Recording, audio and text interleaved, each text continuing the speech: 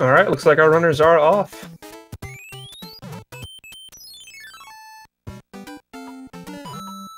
Yeah, so both of them coming in through here in 1-1. You'll notice they're both going to grab this mushroom. They're going to want to keep this mushroom all the way till the fort. That way they can pick up a leaf, and you'll kind of see that later. We're going to want to fly there in the fort. They make it through 1-1 pretty easily, both runners. No major hiccups.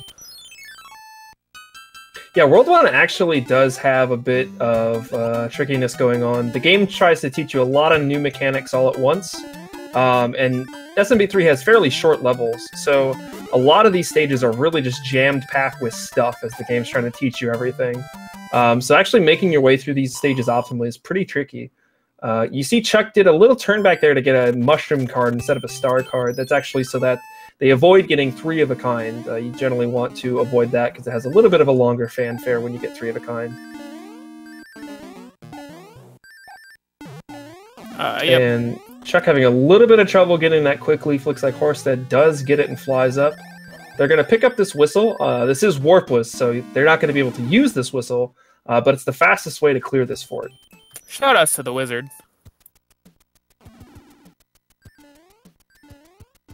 So now right away in 1-5, you see both of our runners taking damage, because in general, if you're not flying like in that immediate instance, you generally don't want to have the tail, because anytime you have the tail, when you jump, you start to immediately lose your forward momentum, and also if you have full P speed and you jump with the tail, the game sets a timer, and it'll automatically just take your P speed away whenever that timer runs out, as opposed to when you're Big Mario or basically any other power-up. If you have P speed and you're moving forward and the game thinks you're still running, you'll keep P speed indefinitely.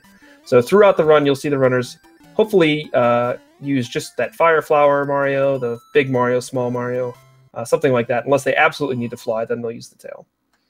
Yep, and there is actually one stage coming up much later in the run where we kind of push the timer the game sets for flight to its limits. We'll get to that later though. Both of our runners fighting this Hammer Bro. You notice Chuck was able to pick up a Fire Flower, and that's due to where the Hammer Bro was on the map, as he gives a nice little salute to our friendly king who's been turned into a dog. The Hammer Bros, depending on where on the map you fight them. So in that case, Chuck fought them right above 1-6. Sometimes they'll have hidden power-ups. In this case, a Fire Flower. And Chuck was actually able to save just a little bit of time because of that Fire Flower being there. Just because he's basically going to be able to skip this little power-up animation that, you kind of saw how the screen froze there when Horsedad picked up that Fire Flower. Yeah, but overall, pretty solid World 1s for both runners. I think Horsedad has a slight advantage here due to getting that quick leaf in World 1, but this is a game and a category where leads can change in an absolute instant, so no lead is safe in this category. But it looks like Horsedad is going to be the first one out of World 1 here. Has a 334 wand grab. Chuck also cleaning up the fire kill, has a 337, so slight edge for Horsedad, but still anybody's game. Yeah, absolutely. There's a lot of video game left. Yeah, and we have seen races. Also, you were in a race where Bowser's Castle was the deciding factor. So you're really never, ever safe in a victory until you get into that final door. Yep, and I mean, I don't know. A Horsedad wouldn't do something like that, would he? No. But moving into World 2 here, I would say kind of in general, World 2 ends up being a little bit easier to speedrun than World 1. The stages are a bit more wide open. One downside is, though, there's no Fire Flowers in this world at all. And as we mentioned before, you kind of want to stay as Fire Flower Mario as much as possible. So if our runners do take a hit here or a death, something like that, it'll be kind of difficult for them to regain that Fire Flower. Unfortunately, or fortunately for them, there's not really a ton of time that the Fire Flower does save, but obviously you want to keep your best power up. Yeah, the only real-time save from having the Fire Flower in World 2 is the Boom Boom kill coming up here in this first fortress. But yeah, obviously, as Glib said, you're still losing time if you get hit. It's still just you want to avoid it altogether if you can. Yeah, another thing we haven't mentioned yet is our runners are going to try to be paying attention to these hammer brothers. There's two different ones that you can see on the map. One of them has a music box, the other one has a hammer. And if our runners are lucky enough to get that hammer either before 2-3 or just right after it, it can actually help them skip a couple of stages in World 2 and save a lot of time. But it's a pretty rare occurrence, happens maybe 1.5 to 2% of runs, given on like what people have gone with. So pretty rare occurrence, but it could happen. We do see Chuck taking a hit, losing his fire flower. We're going to see kind of really where that time save is right here. You see how Horsedad takes out Boom Boom really quick, just 5 fireballs. Chuck's going to have to jump on Boom Boom 3 times in order to take him out.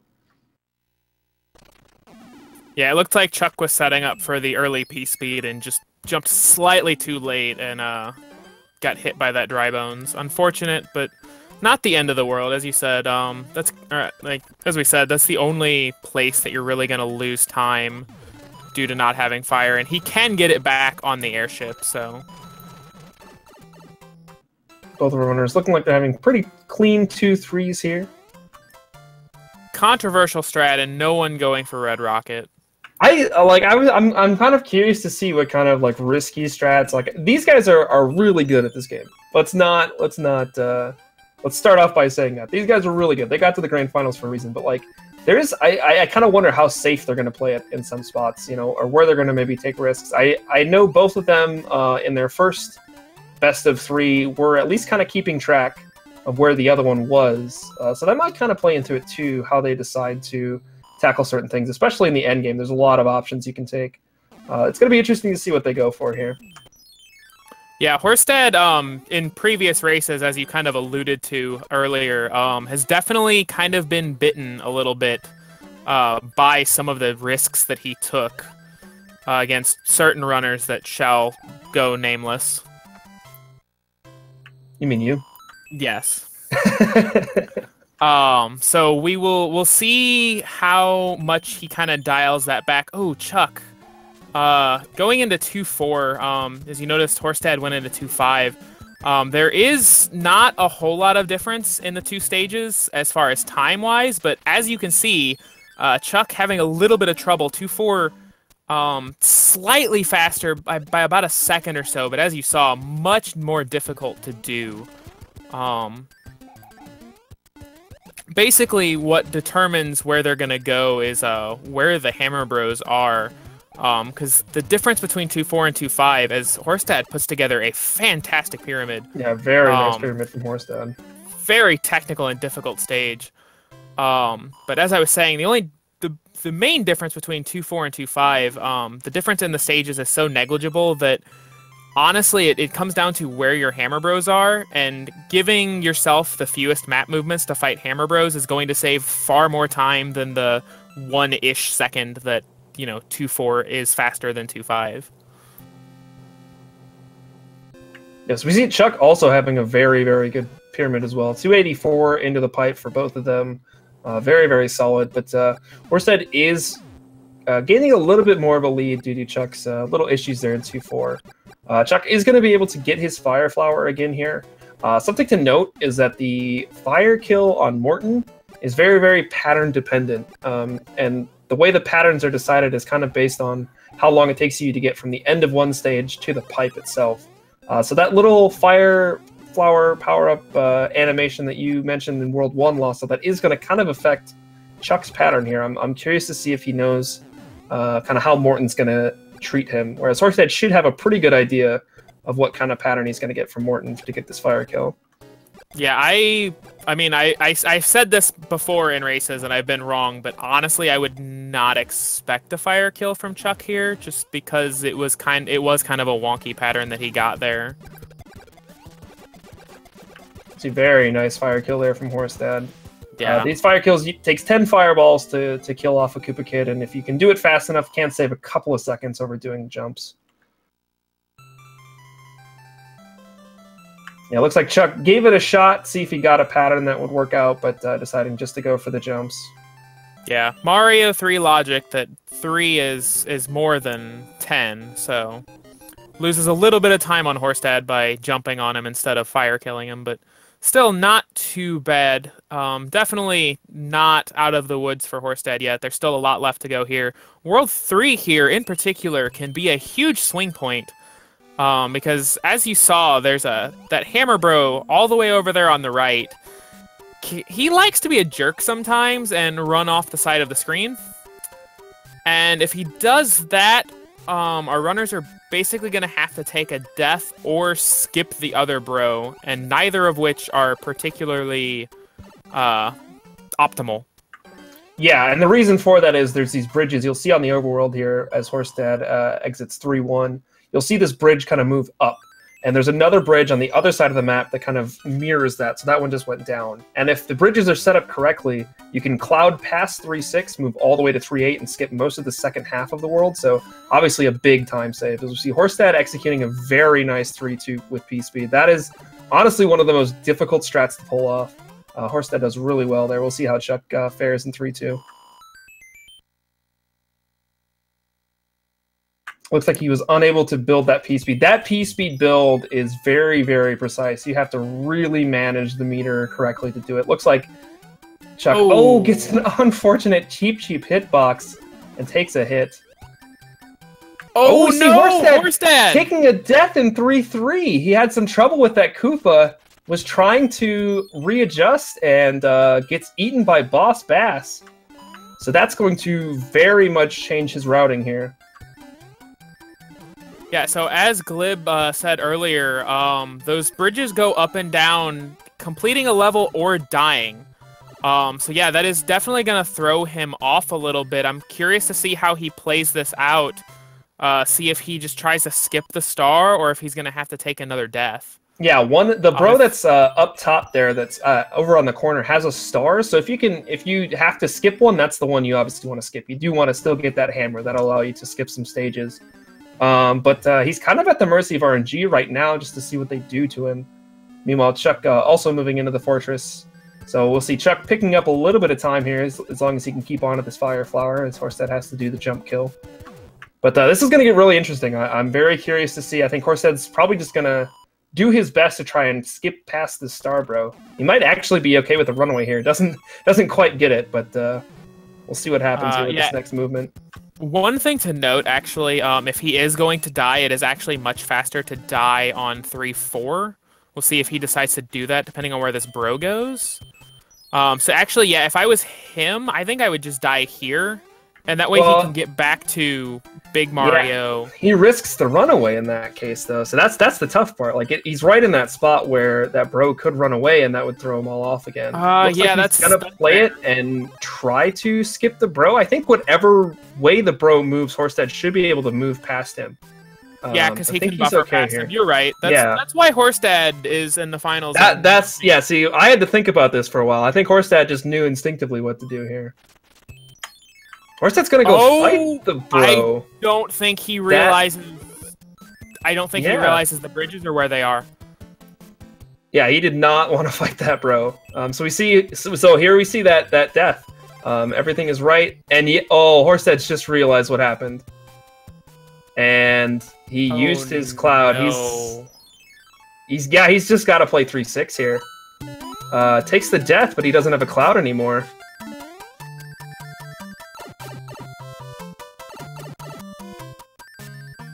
Yeah, so he's realizing that.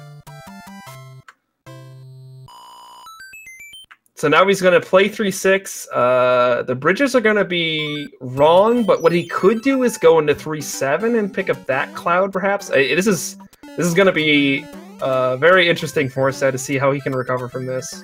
But all this gives Chuck a very, very massive lead as he clears the H jump in 3-9. Yeah, oh man, that is... Because I almost said, like, I'm glad he scrolled the screen before he used his cloud, because I've seen so many times, like, runners just use that cloud instinctually. Yeah. He must have, I think he must have just kind of forgotten that he had died in 3-3 and just kind of kept plugging away, or something, because, yeah, it just looked like he really didn't remember that those bridges were going to be in the wrong position. And that's that's one of the really tough things about racing this game is that in a situation like that, if Horsedad dies in 3-3, he just resets. He's done. If he's in an RTA situation, you just turn the console off, turn it back on, and start another run. But this is a race, so you have to finish it. So you very often end up in situations you're not comfortable with. As we see Horsedad taking a death here in 3-7, I think he's just going to now cross over the bridge here. Yeah, just a little faster just to take the death in 3-7 and keep plugging away. So, you know, this is, and especially in a category like Warpless, you're really, really challenged to kind of think on the fly and change your routing at a moment's notice. So it's one of the things you really got to be careful for. Yeah, Warpless, as you said, especially races, and I think that's where Chuck really comes in. As you kind of said, Horsedad is more of an RTA runner.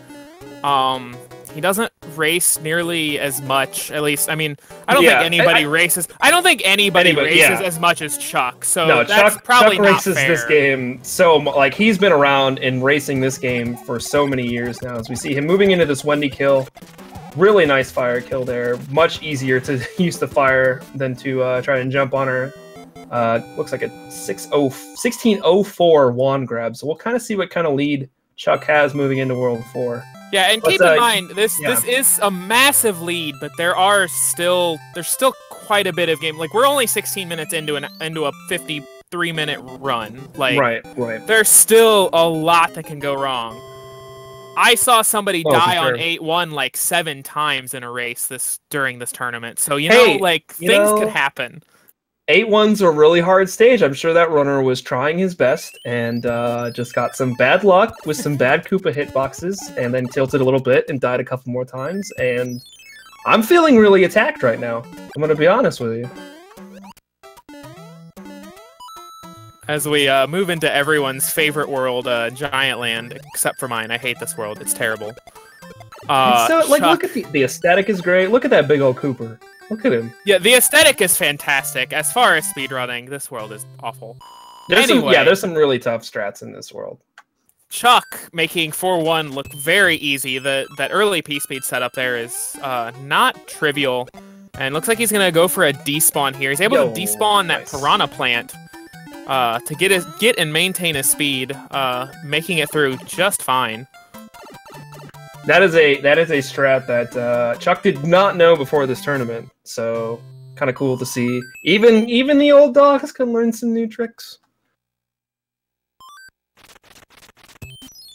But we see Chuck fighting this bro here. This is going to be a Cloud, which obviously very good. Let's just skip past stages.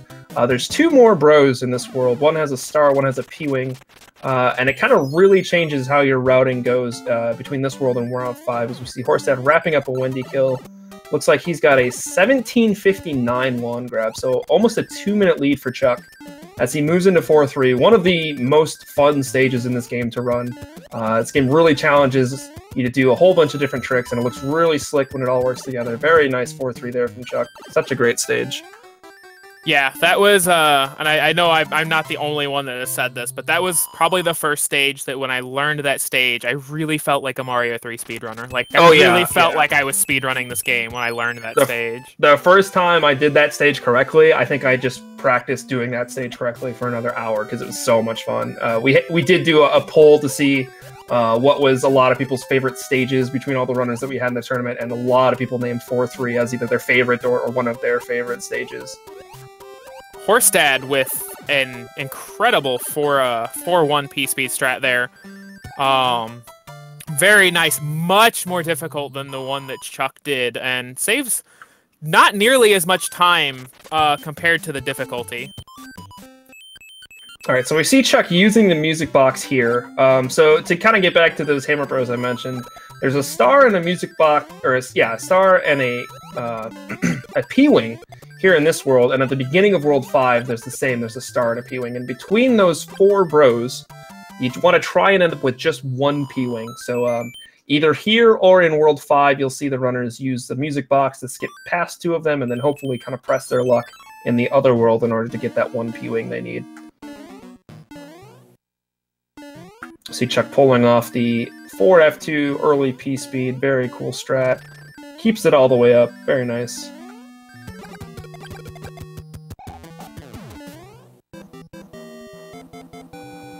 So pretty straightforward and solid World 4 there from Chuck. We just completely kind of missed over 4-4. I think he did that pretty well. That's a very scary stage, but yeah, was able to get through it very nicely. So very solid World 4 for Chuck. I think he's maybe settled down, had a couple of hiccups in the first couple Worlds, but now I think he's kind of settled in and he's ready to race. Yeah, his 4-4 was very clean. I just didn't really mention anything about it because any time I could ignore 4-4 is a good day for me. Yeah, that's fair. That's fair, yeah. Arguably, like, quite possibly the worst non-auto scroller in the game. As Horsedad presses his luck with Lakitu. I can't think of a stage that's worse than 4-4. In terms of, like, non-auto scrollers, it's definitely got to be the worst. See Horsedad making his way through it with no problem. It's it's just one of those stages, like, swimming in this game is really, really bad. So we try to do it as little as possible. 4-4 is one of those few stages that there's no way around it. We have to swim through it.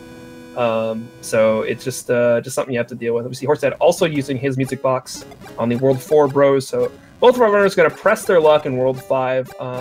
They do pick up that extra star. That's going to be about 15 seconds of a time loss. So that's kind of one of those things. Like, there's a lot of RNG in this run, and you can definitely see things sway one way or another, depending on if one runner gets a little luckier than the others. Yeah, one thing to note about Horsedad going into the next world, Chuck, I'm pretty sure Chuck is going to want to grab the P-Wing either way. Horsedad is pretty good at the 610 Warpless strat and the World 6 fire route, so even if Chuck has to chase down the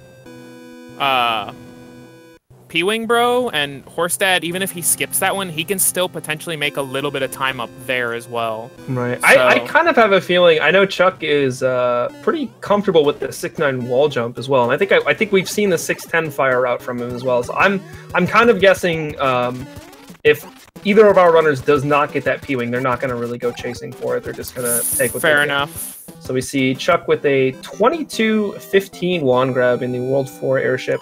Horsedad also on the airship. He's on the same stage. Like, he's on the same stage. Unfortunately, it's a 2-minute long auto scroller. So both of our runners. I guess we haven't mentioned it yet. Both of our runners getting a certain amount of coins here in order to adjust their coin count, because coin ships are a thing you have to worry about in this game. Basically, how they work is in Worlds 1, 3, 5, and 6, the worlds that have the normal Hammer Brothers on them.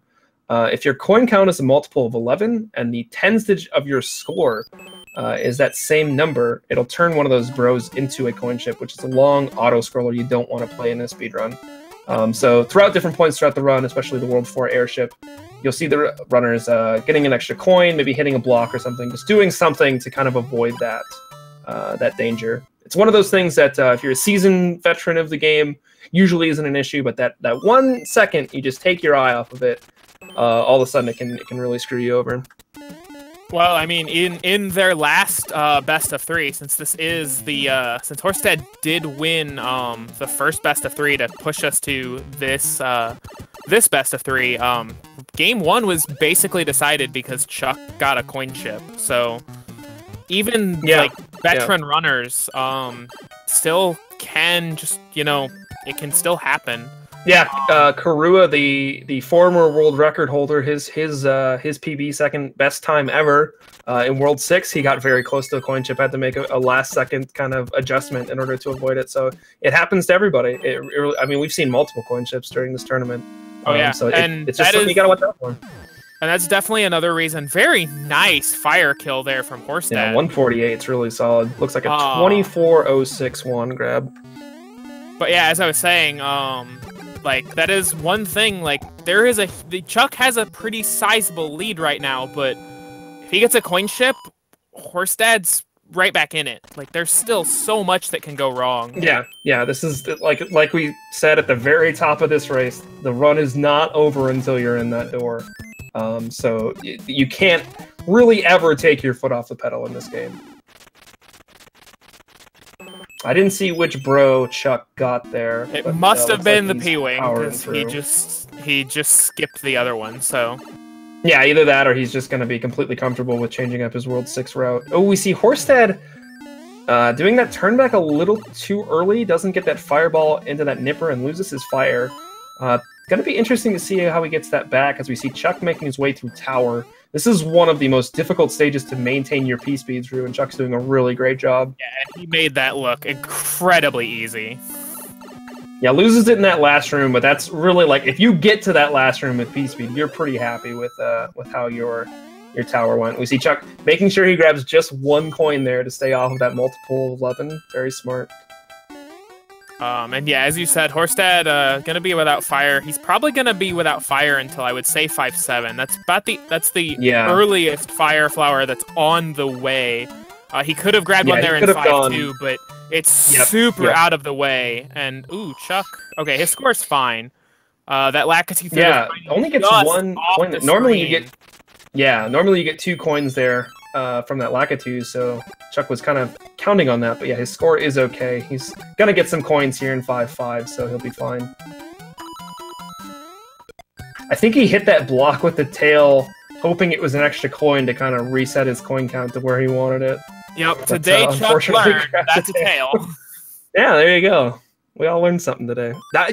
We have found so many things in this tournament. There's a bunch of things that I've not known until I've seen somebody else do it. I was today years old when I found out that if you try to move onto the move across an upward bridge, you'll use your cloud. Yeah. So we see Chuck making his way, does get through 5-7. We see Horsedad picking up the P-Wing there at the bottom of World 5. And looks like he'll get the luck he wanted. So Chuck's going to actually want to fight this music box. He's unfortunately being a little trolly, trying to run away from him. You want to try and fight the music box up top as quickly as you can, usually, but you're pretty much just up to whatever kind of movements he wants to give you. Chuck making his way very nicely through 5F2 there. Sorry. On one hand, though, you want to fight that bro as early as possible, but he's been giving Chuck a lot of movements of 1 instead of getting down in front of between 5-8 or 5-9 and the fortress there, or the castle there, I guess.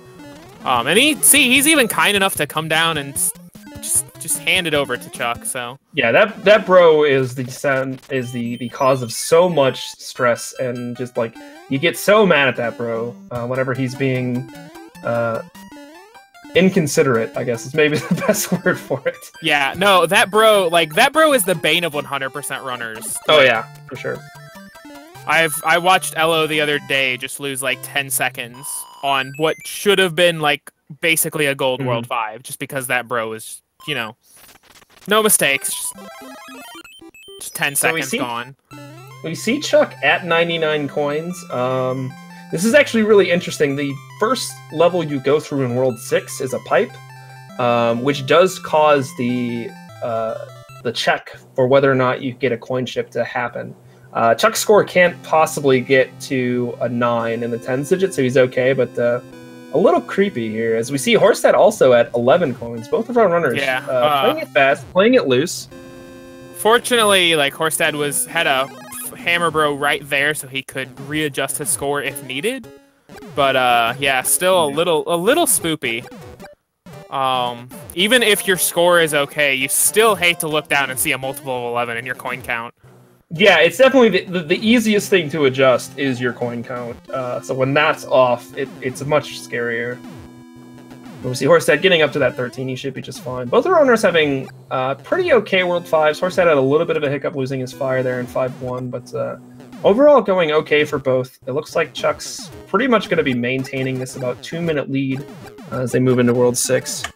Yep, we'll see if Chuck decides to go for the Roy kill. I didn't see what kind of movement he's got, so I don't know what pattern he's going to get. Roy can be a pretty scary fire kill in Warpless. Oh no, Chuck takes a hit there. Showing shoutouts to Roy's hitbox. Mario 3 hitboxes exist. I swear, we just don't know where they are. But as you saw, like the Bartolo clone of the Mushroom Kingdom, Roy Okupa,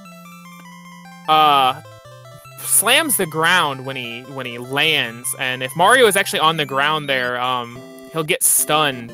And just the way that you know, Roy will crowd Mario like that. A lot of times if you get stunned, one hit can turn to two and then can just turn into a death. And yeah, if you die on an auto-scroller, you basically die for real.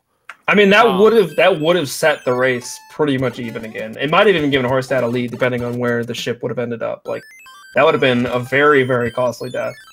Yeah. So in case anybody's unaware, if you die on a coin ship, or on a coin ship rather, an airship, the airship will run away. So not only did you die at the end of, you know, normally what, a 1.5, 2 minute long auto scroller, but you also have to chase the ship back down. So in some stages, or in some worlds where we skip a lot of stages, there's potential that it can run behind stages that we haven't done.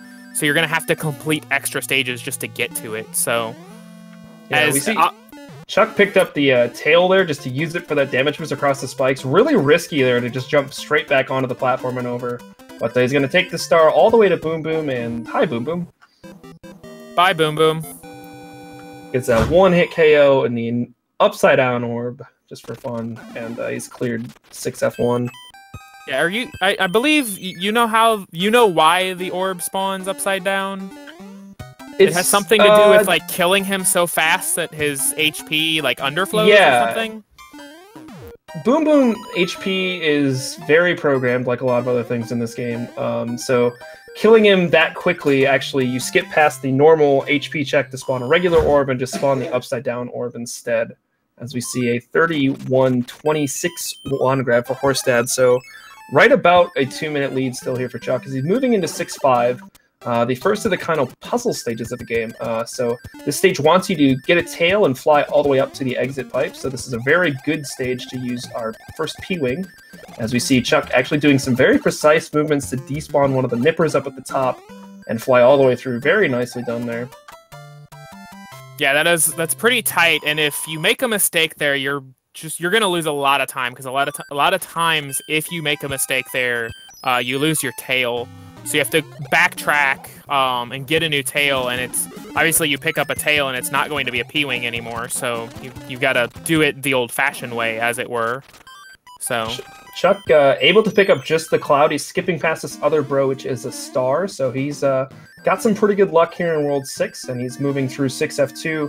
Kind of that stage you were mentioning earlier that really pushes the tail mechanics to its limit. Takes a damage boost there. Really clean for it from Chuck. Yeah, you have just enough flight meter to make that second gap there, as you saw him kind of fly under that section. If you mess up your movement at all, it's incredibly dicey, and there's a good chance you're just going to end up hovering just short of that platform and then falling to your death. So now Chuck clearing the way here in 6-8. Gonna jump over the big H. Yeah, as you mentioned earlier, he did take that damage boost because, as you said, we don't want to have the tail. It's a good place. I know there's some runners choose to damage boost here in 6-8. Others decide to do it there at the end of the fortress. I believe the fortress is slightly faster to damage boost, but as Chuck moves into the hardest stage of the game, and he flew over it. He made it. I was worried for a second. See, Horsedad dealing with some bros here. You are small for a little bit in World 6, so you have to, if you run into those bros, and unfortunately that is the star bro. Nothing Horsedad can do about that, just ran directly into him. But able to make it through. He's moving into 6-5 as Chuck loses that tail almost immediately, moving into 6F3. I don't think he went for the clip there. I think he bailed on it. Nah, it looked like he I didn't see a He didn't crouch. So he didn't crouch, yeah. Like, if he crouched, I'd give him the benefit of the doubt, even though, I've seen runners just crouch when they're when they land at the door, oh, I went for it. You always gotta, what maybe it could happen, you know?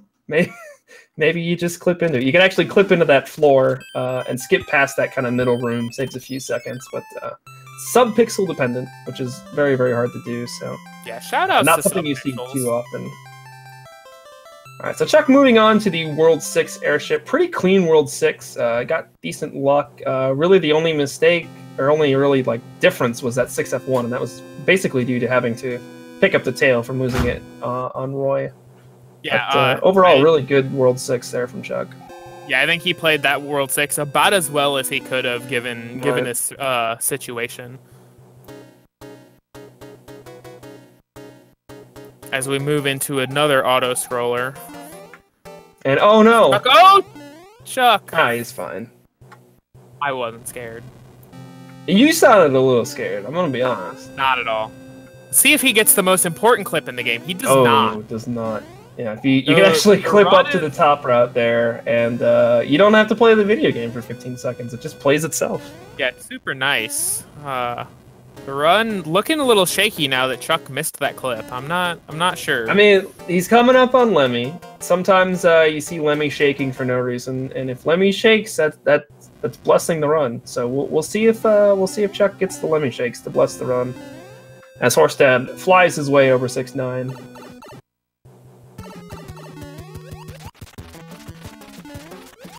Oh, Lemmy's like stone cold. No shakes at all. Dang. That is a little foreboding for 7-1 coming up. So Chuck with a 35-53-1 grab. Moving into 7-1. Oh! We see Horsedad. He went for the clip, and actually, you see that stop. That meant he hit the correct pixel, just didn't have the right sub-pixel to clip in. So a little bit of bad luck there from Horsedad, unfortunately. He could have saved himself a few seconds there. But how many tries on the 7-1 clip for Chuck? For Chuck, I'm gonna say like 4. I was like 4. He's usually pretty okay gonna say 4, but then you took my number. I don't want yeah. people to think I'm copying you, so I'm gonna say 3. Okay.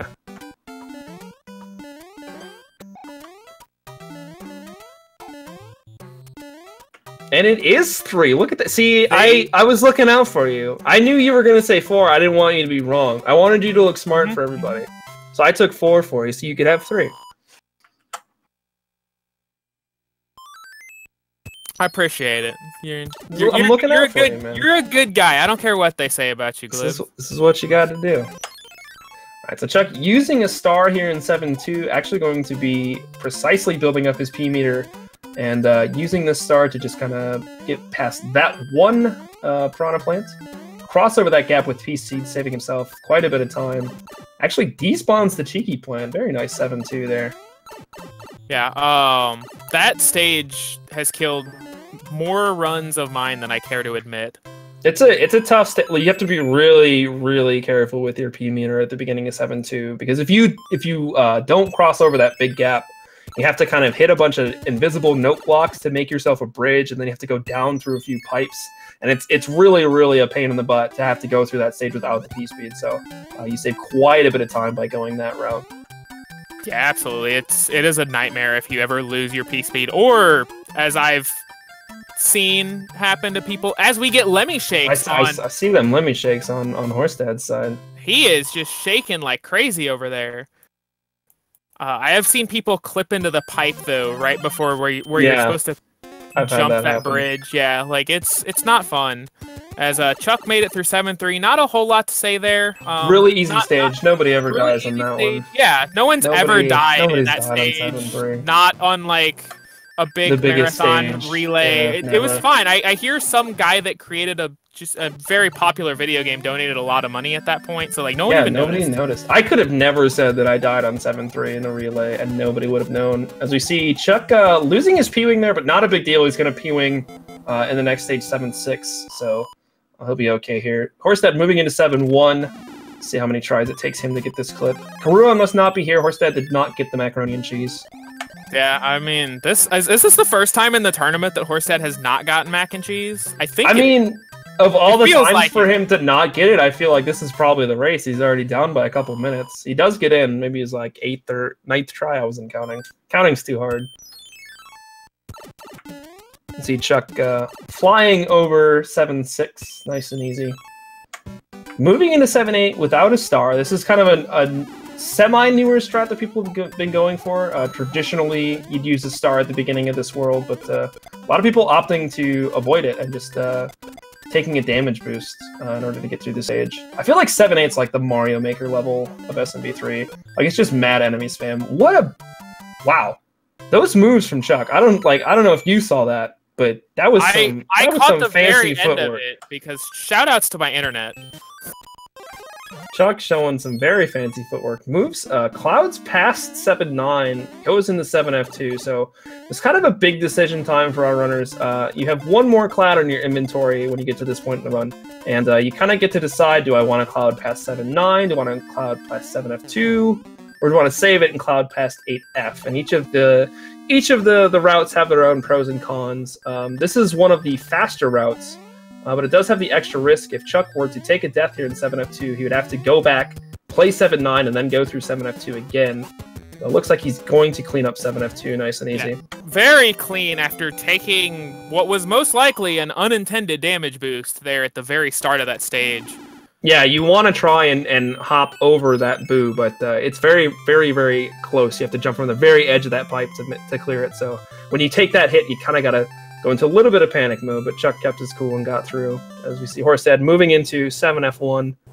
We kind of glossed over it when Chuck was there, but this is another just stage where it's like, hey, find the leaf and fly to the pipe. So another great candidate for a P-Wing. Yeah, a very empty stage. I believe there's only a Podoboo, a mushroom/fire flower, and a Tanuki suit. So, yeah, we know where the pipe is, so we just use a P-Wing to go straight to Boom Boom. So Chuck on the World 7 airship. This is actually the longest stage in the game. Even though it does scroll at normal speed, it's a little bit more than twice as long as that World 4 auto-scroller. So it does end up being the longest stage. One nice benefit of it, though, is that it has 2 fire flowers in it. So no matter what power-up state you come into here with, you can leave with a fire flower at the end. Yep, the only airship in the game where you can actually go from small to fire. World 4, you can go from small to a tail. But yeah, unfortunately, no fire flower, and you would have to wait for the very end of the auto scroller to get it. You'd have to wait past the pipe a little bit. Horsedad taking a hit at the end of 7-8. We'll see what he decides to do. Going into 7F2 small can be pretty scary. That looked in up to 7-9. I'm not sure. So I'm thinking okay, he goes into 7-9 here. 7-9. Yeah, I don't know if that was just a drop to jump input or if he just wants to go into 7-9 small. That would make sense. As you can see, he can get through these walls a bit quicker by being small Mario. Yeah, choosing not to go for the clips here across the bottom of 7-9. It is possible to clip through the bottom of this stage, similar to how you saw in 7-1. But again, clips are dumb, so I can't really blame Horsedad for not going for it. It looks like a 42-47-1 grab for Chuck coming out of World 7. Been moving into World 8. And I know what you're thinking. Man, that 2-minute auto-scroller, that was a lot of fun. I'm kind of sad that it's over. Well, don't worry, because we've got 2 more auto-scrollers coming at you. Hot and spicy. I was worried for a second because that was some hot action right there. I was a little worried. Look at Horsedad go. He's moving along. Yeah, look at this the exact speed. Blistering speed. Whew.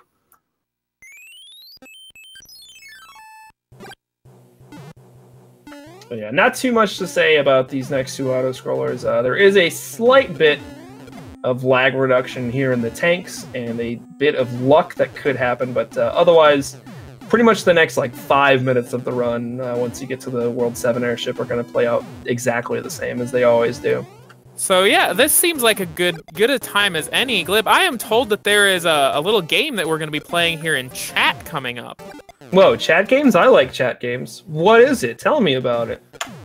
So coming up after these 2 blistering fast auto-scrollers that Chuck is going through right now, we're coming up to the infamous hand bridge, where there are 3 optional stages for our runners to play. Unfortunately, the option isn't entirely in our control. As they go over these 3 stages, there is a 50-50 chance for each individual stage for a hand to come up and grab Mario and drag him kicking and screaming into the stage. Each one loses about 20 seconds. So obviously our runners are going to want to get no hands here. So now we're gonna ask our lovely chat, how many hands do we think we're gonna get between both runners? Now keep in mind, if a runner plays a hand and then dies and goes back into that hand, it'll count as 2 hands. So I don't expect to see that happen, but you never know. Crazier things have happened in Mario 3. Look at that. We're both entering the pipe in the same time. Oh, Horsedad having some fun with Ludwig over there. Getting straight up bodied there by Ludwig. He gets out. I don't know how he didn't take a hit there. Yeah, he must have I think he hit Ludwig right before he popped back out of his hitbox. He kind of just bounced off the Koopa Kids when that happens. But yeah. Especially after like Chuck taking the damage on Roy earlier, like I would just jumping through Roy the one time, and then now Ludwig's like, yeah, whatever, it's cool, bro, don't worry.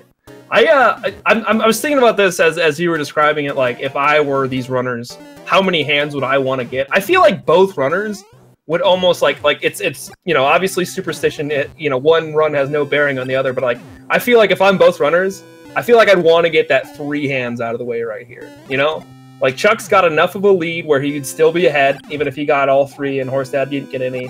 Horsedad's kind of in that deficit where if he gets 3 hands, it really doesn't matter. So, like, I feel like I'd almost be like, all right, let's get all 3 hands and then get better luck in the next race. Yeah. But since the game is cruel, I'm sure it'll be like... I was gonna say, this definitely seems like the no hands for both runners kind of run. Yeah. Because it's like... And they'll both be upset by it. Like, oh, especially Horsedad, like, Chuck, I don't think Chuck would be terribly upset. But, like, I feel like this is definitely a run where I know if I was in Horsedad's position that, like, I think no hands would just tilt me off the face of the earth. We did see some good boat swag from Chuck. That's very important. Super important RNG manipulation, not a superstition at all. But here we go. Chuck moving across the hand bridge. I have a clip. Concrete proof. If you do boat swag for over a minute, you get no hands. It's true. I was there. But we do see Chuck getting grabbed by the first hand. The first hand, like, they say it's 50-50, but I feel like we've seen that first hand every time. Like 95% of hand. And it looks like Chuck getting grabbed by the third hand as well. So 2 hands for Chuck. Unfortunately, it's the longest 2. The middle one is the shortest by a little bit. But 2 is, less than 3, so you gotta take that. That is how math works, I believe. Hey, I don't know. Counting is hard. I've struggled with it before, so you gotta give me credit when I get it right. I don't believe either of our runner got sockless there, as I didn't see it on Chuck's screen. But Horsedad, unfortunately, it's possible for that Hammer Bro to just kind of walk forward and hold on to his boomerang for just long enough, and it saves about 2 seconds because you normally have to wait for that sock that he throws to fly off the screen before your treasure spawns. Yeah, the game waits for everything that could possibly kill you to leave the screen. So if you can kill the Boomerang Bro before he throws it, there is no Boomerang to have to wait to get off screen. You can get that star right away, but it's completely luck-based, so nothing you can do to control it. As Chuck makes his way through the fastest auto-scroller in the game, another stage where literally no one has ever died, especially not in a big relay, marathon relay, in front of literally tens of people. Definitely not a multiple world record holder dying in a stage like that. Yeah, I mean, he probably wouldn't die in the next stage either. No, never. He would never die. Imagine a world record in a game like SMB3 having a death in a stage. Like, that's just not... Especially a stage like 8-1. Shout out to that pit. Like, it wouldn't be that second pit that Chuck jumped over. Like, it wouldn't be that pit at all. As Chuck makes it through 8-1 pretty easily. Slight hiccup there, but is able to make it through just fine. Actually maintaining speed under that little crouch point that you go under there. Maintaining speed there is not easy. And we see no hands for Horsedad. Oh yeah, no. If I wasn't already tilted from a run like this, man, I would just be done. See Chuck wrapping up 8-2. Very, very clean climb there. I was just thinking, like, Karua's gonna watch this. He's gonna watch this. He's not here tonight, but I know he's gonna watch this replay. He's gonna at both of us in Discord. Oh, absolutely. When he hears all of the smack we're talking. Absolutely. I wouldn't have it any other way.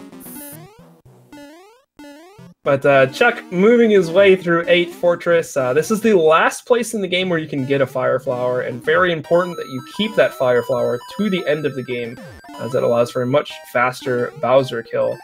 So very important here that Chuck keeps his Fire Flower. Looks like he very nicely pulled off a single P-switch to get into that final door. And he's got the Boom Boom here just to clear out the fort.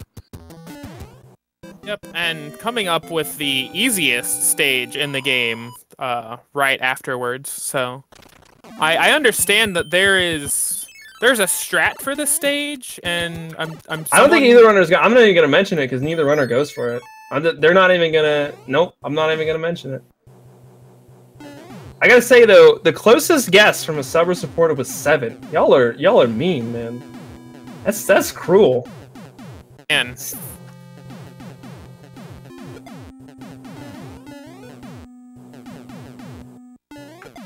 but yeah, this is the final auto-scroller in the game. There is a way to just hang out on the right side and shoot fireballs and do whatever, and you're just fine. This is the one auto-scroller in the game where they neglected to put something on that right edge of the screen to mess you up. As long as you have the Fire Flower. As we see Horsedad with a very nice 8-2. Very clean.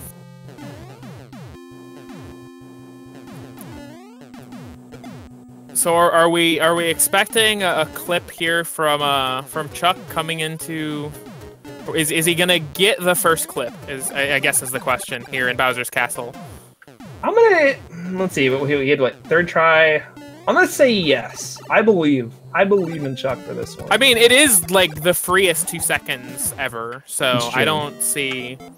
Is it even? I think it loses 2 seconds. I don't even think it saves 2 seconds or something like that. It's like 1.5 one way and 2.5 if the other. I don't remember which is what you save and what you lose. I think it's you lose 2.5, you save 1.5. He's just not even going for it. For the disrespect. Still looking like a low 53 here from Chuck, as he gets the most electrifying clip in sports entertainment, the People's Clip. Shoutouts to Nintendo Power, as he's able to maintain his speed through this last lava room. That door can be kind of tricky coming through to keep your speed and make it over those Bowser statues. And now he's 35 fireballs away from victory. Very nice Bowser. Decent pattern from Bowser. Shoutouts to showing that Bowser's hitbox is still active. I've never been get a 53. That's mean, man. He was obviously gonna get a 52. Yeah, it's 52. Chuck finishes in 1st place. RaceBot has him at a 52-57. So, congratulations to Chuck on the Game 1 victory. I just have 2 things there. One, I apologize to Chuck. I was used to looking at the timer and going, my skill of Bowser's Castle, that would be a 53. Yeah, that's fair. But second, I've never been more proud of my boy Chuck for showing everybody that Bowser's hitbox is still active, even after he's dead. Yeah, that's possibly my favorite thing in the game. I feel like they just were too lazy to just turn it off. Because like if you're shooting it with fire, there's no or with hammers, you can get that death animation with both of those. Like there's no way you're dying from that. So maybe they didn't even like think to be like, oh, we should deactivate its hitbox. I mean, here's the problem with that logic is Horsedad gets the bottom route clip. Nice. If you look at the rest of this video game, what about this video game possibly would tell you that the developers thought? I mean, like, Mario's like red, so that's part of it, No, you got me there. Yeah, no, that requires thought. So that's fair. Horsedad into the Bowser fire kill as well. Oh, gets option selected. Gets the option select. So we're not entirely sure what causes that. We think it's possibly due to where you're positioned, but Bowser can decide to shoot a fireball right as he's jumping, and as you kind of saw there was really no way for Horsedad to avoid that. He either was going to get hit by the fireball, or if he jumps in the air, he gets hit by Bowser himself. But Horsedad taking the time to show off that Bowser's hitbox only exists in his head. Actually, just very chill. hitboxes in this game. Actually, all of the Koopas are like this. Bowser and his adopted children. Their hitboxes are only in their head, which is part of the reason I guess the Wendy kill, to kind of bring it back, is so scary. We didn't really mention it, but like, if you mistime some of those fireballs, especially on most of the fire kills, you could just the fireballs just kind of phase right through them and don't damage them. As he finishes up, looked like a 55-12 or so. I don't know. RaceBot has him at a 55-14. So Horsedad does lose this race, but this is a best of 3. So still 2 more races potentially. Horsedad not out of it yet. And looks like we are going to get this race recorded and reset. We'll give our runners a few minutes, obviously, to kind of catch their breath. Do what they need to do to prepare for another race, but we'll try to get this second race going as soon as possible.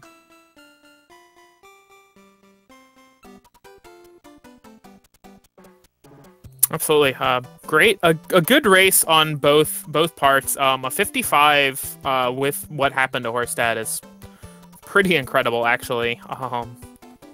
And Chuck, I mean, he just put up a really good run. Even without that mistake, I'd be curious to see how much closer it would have been, because Chuck was playing really well that run.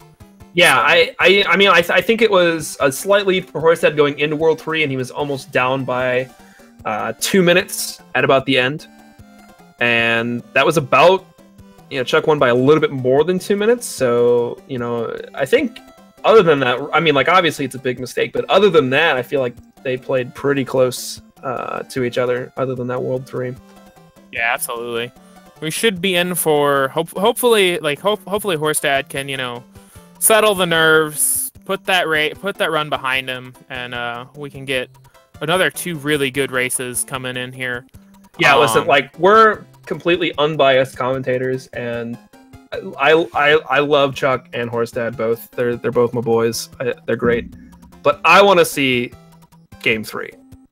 I'm going to be very, very biased, hoping that Horsedad wins Game 2, because I want to see all 3 games. I don't think we've seen. I think we've had all 2-0s. Yeah, so we've had no. No, was there a Game 3? Horsedad and I. Oh, that's right. Game 3. That's right, in the losers. We only did 2 of them in the first day, so we never had a 3-game set in a stretch. But yeah, Horsedad and I did go to 3 games because I am just the dumbest, luckiest person, I guess. So yeah, here we go. Like, I too am hoping we Is it scraping silver if we're only going to Game 3? I think we need 5 games to scrape silver. Does it have to be? Yeah, I think that's the rule.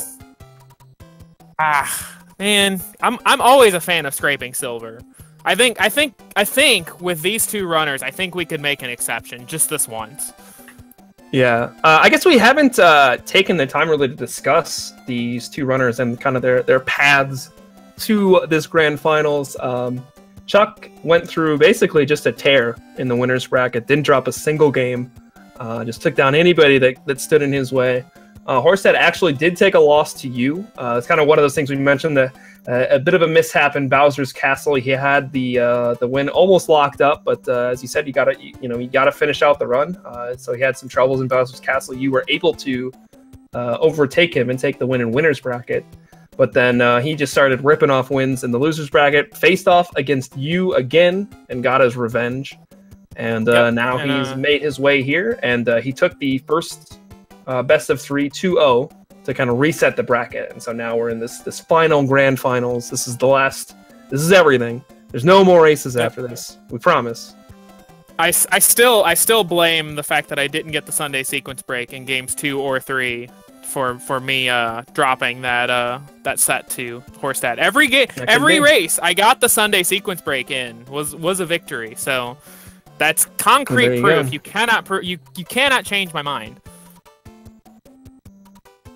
Shout outs to the Sunday sequence break.